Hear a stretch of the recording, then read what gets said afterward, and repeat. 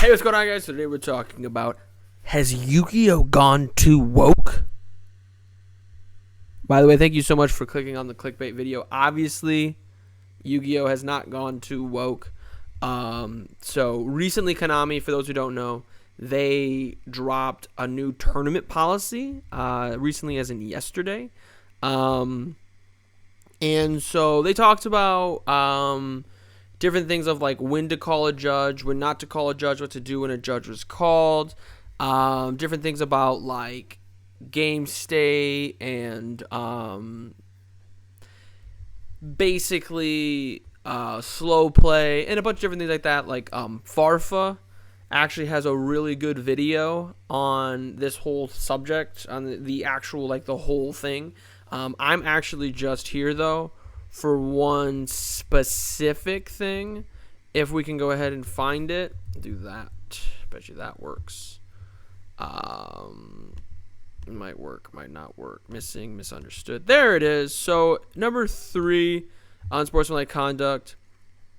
They have added certain things to something that could get you eliminated completely from a tournament.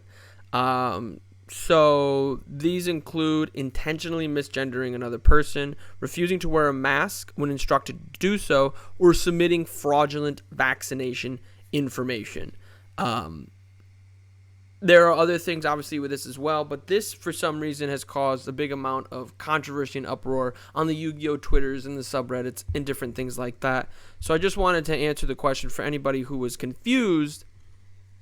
Has Yu-Gi-Oh gotten too woke? Is Yu-Gi-Oh just too, they're slaves to the far left? And this, we see this type of thing happen a lot when like change occurs. People feel the need to have to bash it or go against it and different things like that. I'm not going to specifically name any individuals who were specifically against this. I will say, when it comes to Yu-Gi-Oh's diversity, I actually think it's really, really positive. I know that there are a lot of communities that I am a part of. I'm a big fan of MMA. I watch the UFC. I'm a big fan of League of Legends. I like playing that game a lot. I would say Yu-Gi-Oh is one of the most diverse communities I've been a part of. And it's something that's happened as of recently, of the last couple of years, where it's almost as if Yu-Gi-Oh has become a very safe space for the LGBTQIA plus community. But the unfortunate thing is Yu-Gi-Oh is a microcosm of the entire world. So when you get a bunch of people together, you are going to get individuals like that. You're going to get individuals of multiple different races, but you're also going to get individuals who are maybe not as with the times, right? It's not like you can just claim someone misgendered you and they just get a game loss and they're eliminated, right? Like, you have to have actual like proof, and it's also not unintentional, right? So if you think someone looks like a female and they are actually a male, or they're gender fluid or gender neutral, and so you misgender them unintentionally, when they let you know what they are as a gender, you should innately already be like, okay, my apologies, didn't know that, we can go on going forward, right? And my thing has always been, don't assume. Like, you know what they say about assuming. How this rule will be enforced, I don't know. It's going to be a lot of hearsay. It's going to be a lot of judges walking around like, did you hear them say this? Did you hear them say that they, did you hear them, claim that they were a different gender? Did you hear them say that they, were not that gender and they corrected them, and then they continued to go on over and over and over again?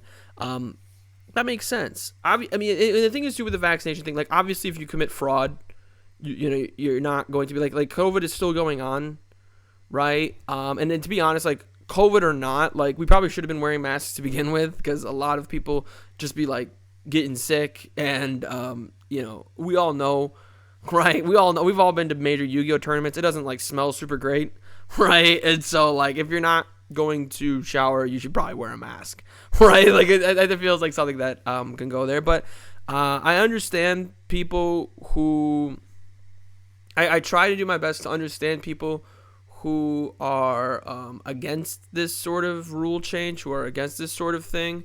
But at the end of the day, like, just don't go to major tournaments if it bothers you. If it bothers you that you could claim someone is like, if it bothers you that someone used to be a male, is now a female, and you claim them to be a male, and they say that they're a female, and you say, like, oh, that's not real, that's not a real thing, that's not how it was supposed to be, blah, blah, blah, blah, blah, and you just go crazy off berserk, just don't go to Yu-Gi-Oh tournaments.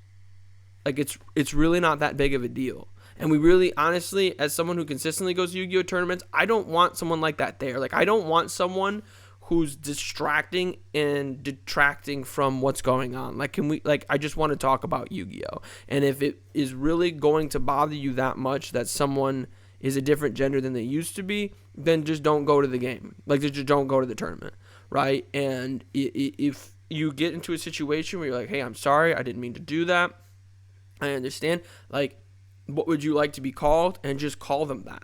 You know what I mean? Like, it's really not that complicated. But I just want to do a short video on this. Like I said, click that like button, show your support for the channel, subscribe for even more content.